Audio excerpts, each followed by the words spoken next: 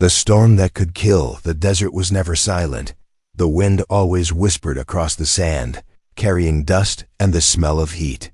But today the wind did not whisper, it screamed. Alira pressed her body low over the old desert bike, the engine, rattling like it was about to fall apart. Her eyes narrowed against the sting of grit. She could barely see the horizon. Behind her, a wall of red dust was rising higher and higher. It was not an ordinary storm. It looked alive, like some giant beast made of sand and rage. Her mask filters hissed as they fought to keep the air clean. The sun was gone now, hidden behind the churning clouds. She checked the compass on her wrist, useless. The needle spun in circles. The storm carried static, enough to make every piece of tech act strange.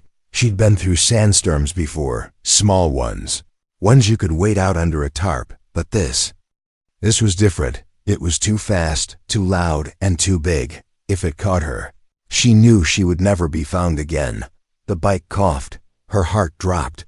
"Not now," she whispered, smacking the side of the engine. It gave a weak growl and kept going. The sand beneath the wheels was loose and shifting. Every second she felt the bike sink a little. She glanced over her shoulder. The storm was closer now. It moved like a mountain falling sideways. Lightning flickered inside it, bright white cracks that lit up ghost shapes in the dust. Her chest tightened. No shelter in sight, no hills, no ruins, nothing. Then she saw it, far ahead, a dark shape against the red sky. At first she thought it was just another dune. But no, it had sharp edges, straight lines. It was metal. It rose from the sand like a broken tooth, tall, wide, and half-buried. Alira's mind raced. Could it be an old bunker? A ship? A tower?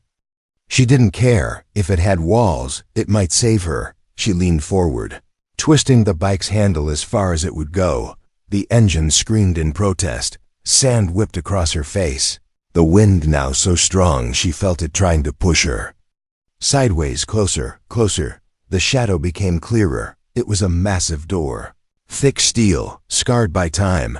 Half of it was covered by a slope of sand, but the other half stood clear. Strange symbols were burned into the surface. They looked old. Older than anything she had seen. The storm roared louder, her vision blurred.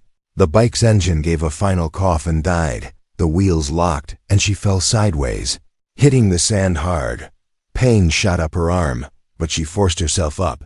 No time to check the damage. She ran, every step sinking deep into the shifting ground. The air was heavy now, thick with dust. Her lungs burned even with the mask. The wind pushed her forward and tried to throw her down. It was like running inside a giant drum, the sound of the storm beating from every side. The door loomed in front of her. She reached it, slamming her hands against the cold metal. "Open!" She shouted, though her voice was lost in the roar. She searched for a handle, a panel, anything. Her fingers found a seam, too thin to pull. She pounded again, harder, nothing. The edge of the storm hit her. The sand stung like hot needles. Her mask filter screamed a warning. She couldn't see more than a meter ahead now.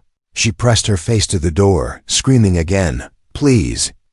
A deep, low sound vibrated through the metal. Her eyes widened. Somewhere inside, something was moving. The seam widened just enough for a blinding strip of light to spill out. The wind caught her again, nearly pulling her back. She grabbed the edge with all her strength, feeling the storm's pull. A shadow moved inside the gap, a tall figure in dark clothing. She thought she saw a mask, eyes glowing faintly in the light. The figure reached out, grabbed her by the arm, and pulled hard. The door slammed shut behind her. The sound of the storm became distant. Muffled, she collapsed onto a cold floor, her heart pounding like a drum. For a long moment, she could only hear her breathing. Then a voice, deep and calm, spoke above her. "You shouldn't be here." Asterisk waking in the past when Alira opened her eyes. The world was wrong. The first thing she noticed was the air. It was cool and fresh, so clean it almost hurt to breathe. She had never felt air like this, not since she was a child. It didn't taste of dust or rusted metal. It didn't scrape the throat. It was soft, almost sweet. She lay on a narrow bed, the sheets white and smooth. Light glowed softly from the ceiling. Not from flickering lamps or burning fuel. It was steady, warm, and quiet. Too quiet. Her hand moved to her mask, but it was gone. Panic jolted through her. Without it, she should be choking. But instead, her lungs filled easily. She sat up quickly, eyes scanning the room. The walls were smooth, a pale silver. No cracks, no sand stains, no hanging wires. A single door stood across from her bed. Next to it, a tall man was sitting in a chair. He wasn't wearing a mask either. His clothes looked strange, simple but neat.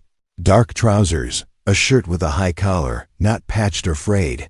The fabric looked strong, not the cheap weave from surface traders. He was watching her with calm eyes, not suspicious, not afraid, just curious. "You're awake," he said. His voice was deep, but not rough like most desert voices.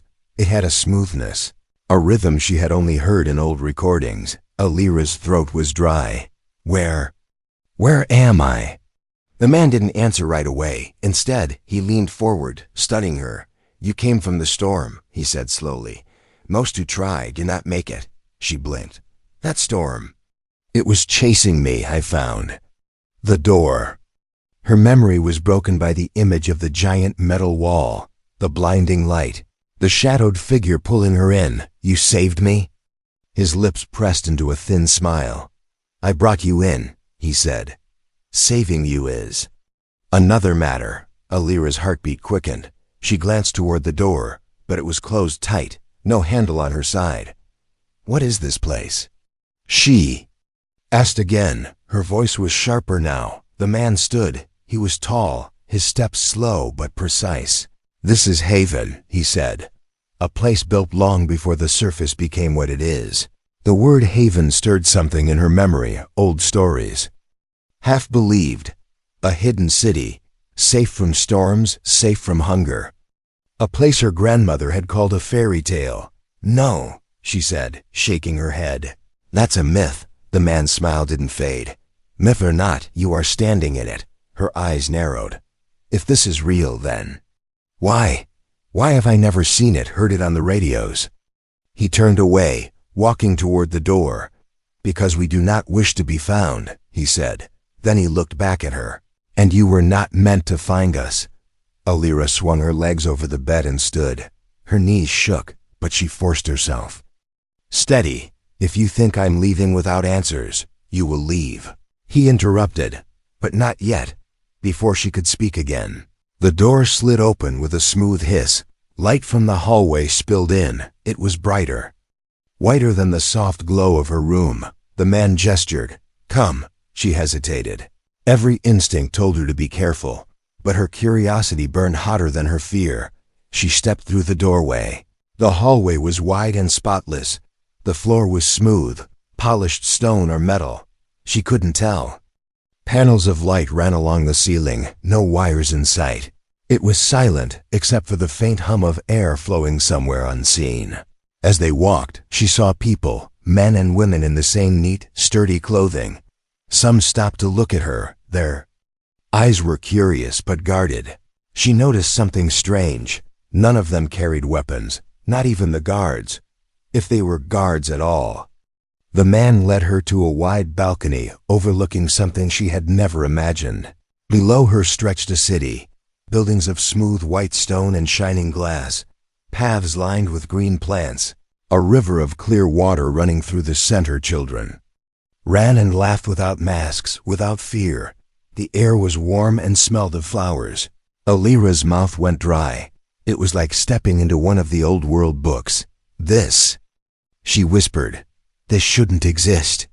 "It exists because it is hidden," the man said. "We built this to survive the collapse. We kept it alive by staying apart from the chaos above." She tore her eyes from the view to look at him. "So you've just been here? While the rest of us," her voice cracked, "while we starve, fight, and die?" His gaze didn't waver.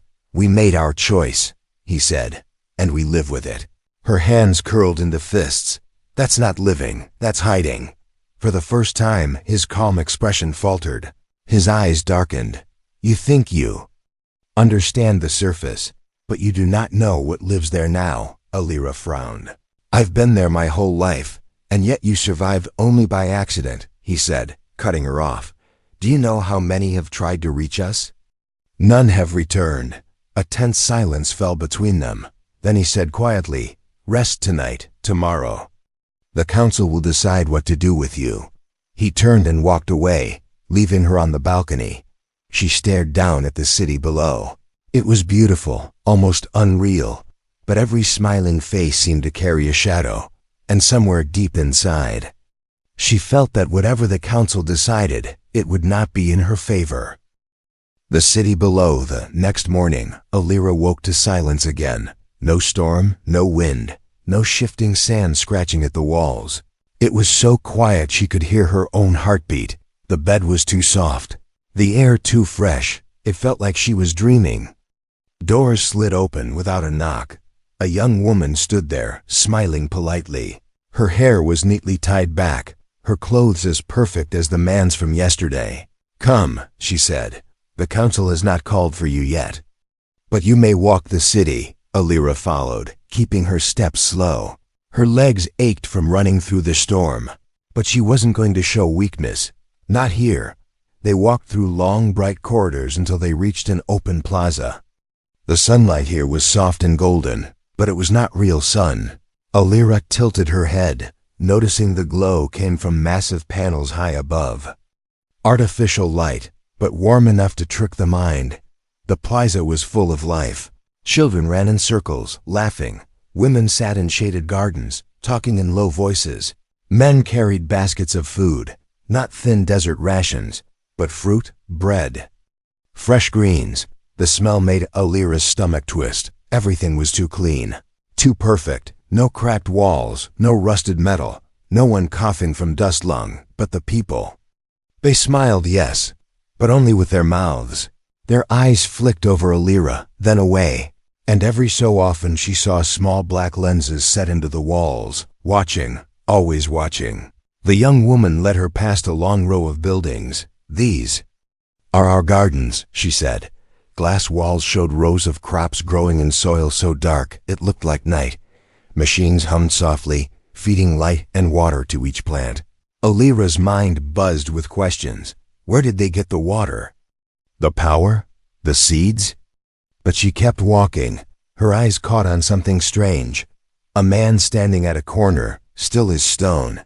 He wore the same neat clothes, but his sleeves were rolled back. On his wrist was a small black band, glowing faintly blue. When he saw her looking, he lowered his arm quickly and turned away.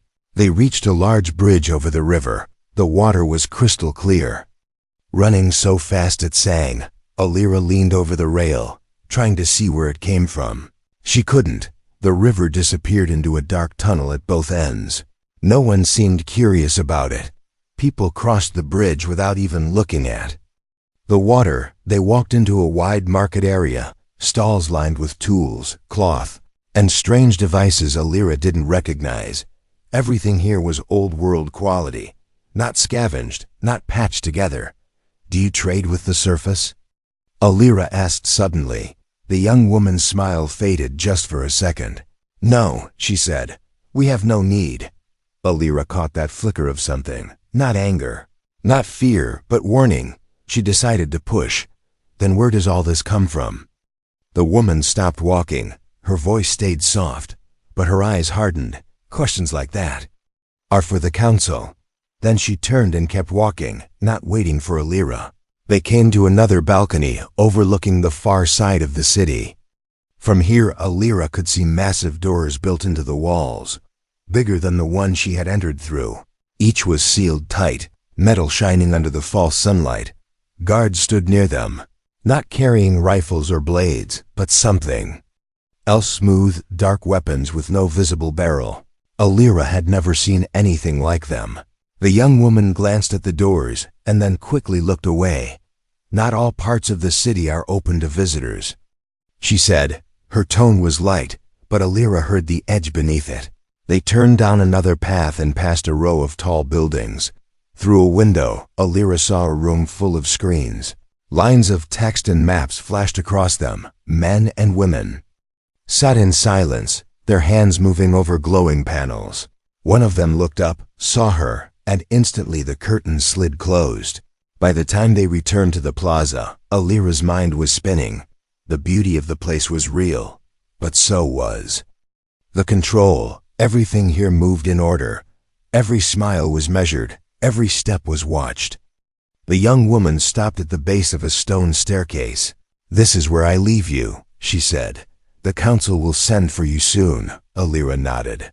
But as she turned to go back inside, her eyes caught something small at the far edge of the plaza.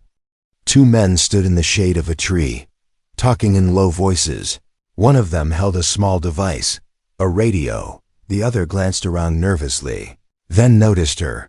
For a brief second their eyes met, and in that moment, Alira saw it. Fear.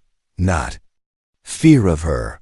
Fear of being seen with her. She walked away without a word, but in her mind, the first crack had opened. Haven was not just a city, it was a cage.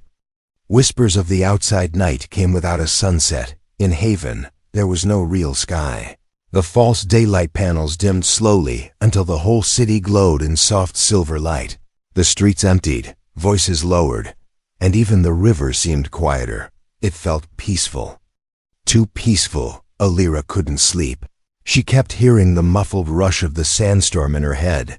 But here, under layers of metal and stone, there was no wind, no shifting earth, only the steady hum of the air systems. She decided to walk. No one had told her she couldn't, and if Haven was truly safe, she wanted to see it when it slept. The plaza looked different at night. Shadows stretched long across the smooth streets. The gardens glowed faintly from hidden lights. She passed small houses with windows shut tight, no laughter, no music. Just silence and the occasional whisper from behind a door. It was then she heard it. Not the soft voices of families, but a sharp, quick burst of sound. 3 clicks. Then a pause, then another 2. She froze. It sounded like a code, something her grandmother had taught her long ago. A way desert traders warned each other of danger. She followed the sound. It came from a narrow side street, darker than the rest. Her boots made almost no noise on the smooth ground. At the end of the street, she found a small courtyard. 2 men were there, the same ones she had seen in the plaza earlier, the ones with the radio. They hadn't seen her yet. One of them spoke quickly into the device. "Repeat. Contact confirmed. Surface signal strong. We need extraction." The other man grabbed his arm sharply. "Quiet. Do you want the watchers to hear?" Alira stepped forward before she could stop herself. "What watchers?" Both men spun around for a moment. They looked ready to run, but then one of them, older, his face lined with years, narrowed his eyes. "You're the one from the storm," he said. Alira kept her voice low. "You have a radio.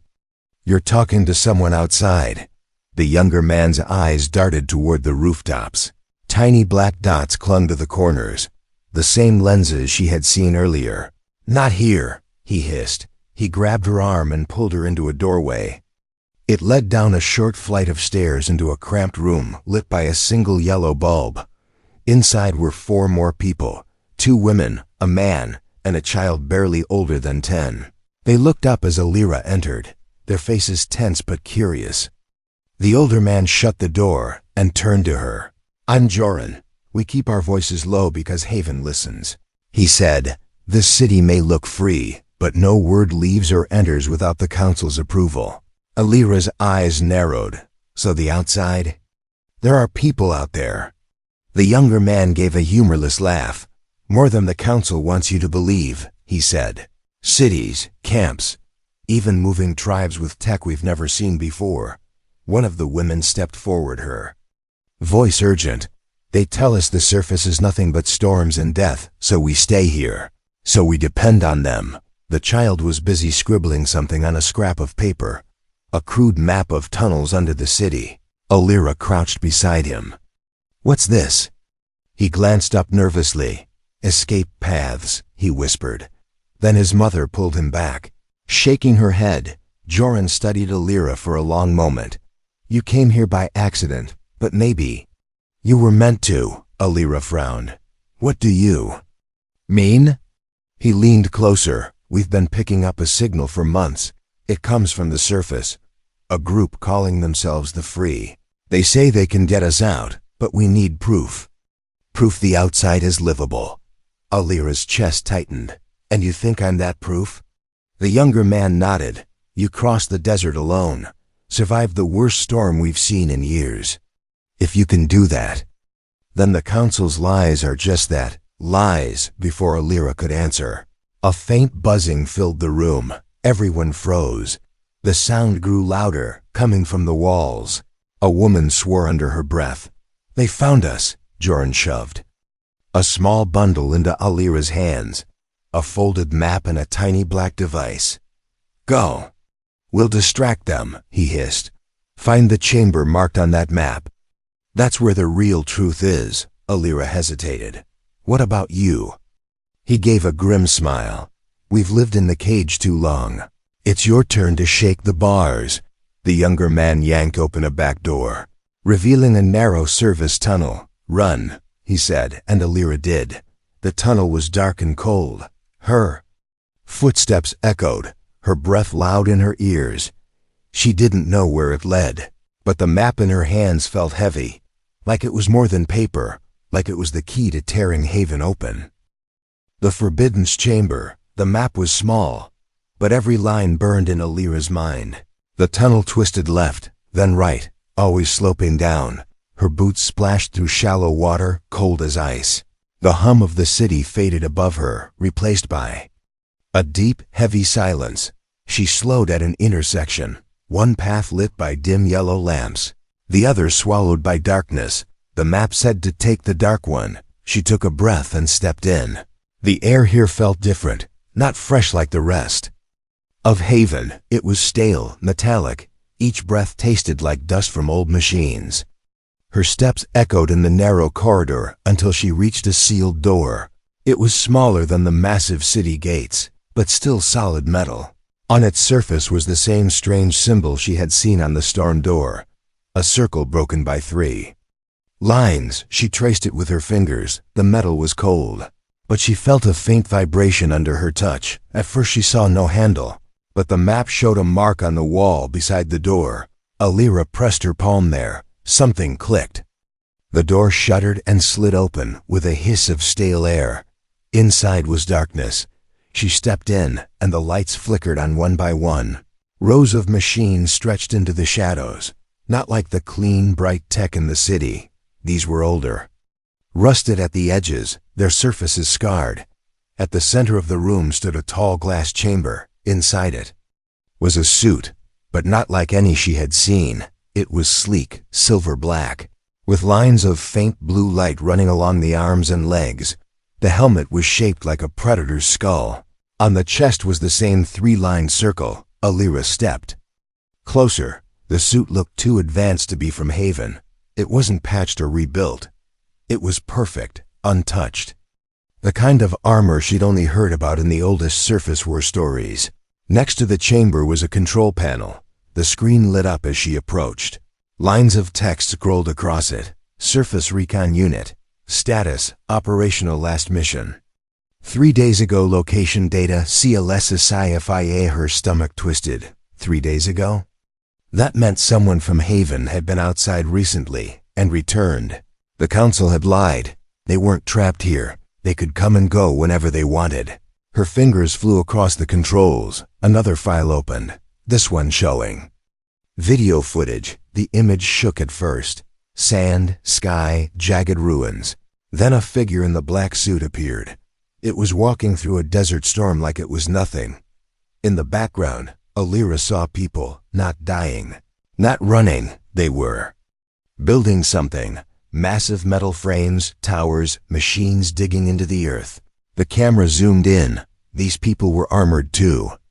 Their helmets different from Haven's tech, more advanced, sharper. On their flags was a red symbol Alira didn't recognize.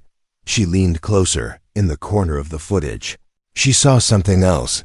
A cage. Inside it were people in rags, chained Together, their eyes hollow, surface survivors, but not free. Suddenly, a loud beep filled the chamber. The screen flashed alert unauthorized access. The door behind her slammed shut. A voice came through hidden speakers, calm. Cold, you've seen too much. Alira spun around. From the shadows at the far end of the room, two figures stepped forward. They wore black armor, not the same as the recon suit, but close. Their faces were hidden behind mirrored visors. One of them raised a weapon. It made no sound, but the air around it shimmered. "Come with us," the taller one said. His voice was flat. "Or you will not leave this room." Alira's mind raced. She glanced at the control panel, still glowing. In one sharp motion, she slammed her hand on the data transfer button. The tiny black device Joran had given her blinked to life. The footage began copying. The guards moved fast. She moved faster, grabbing the device. She dove behind a row of old machines. A blast of heat hit the wall where she'd been standing. The chamber filled with the sound of her own heartbeat. She didn't know if she could fight her way out, but she knew one thing. If the truth on this device reached the outside, Haven's lies would burn. Asterisk, the truth and the choice Alira didn't make it far before they caught her. The guards moved like shadows. One moment she was running. The next she was slammed against the cold wall. The device was ripped from her hand. Her arms were twisted behind her back, cold restraints locking shut. They marched her through a different set of tunnels, darker, narrower.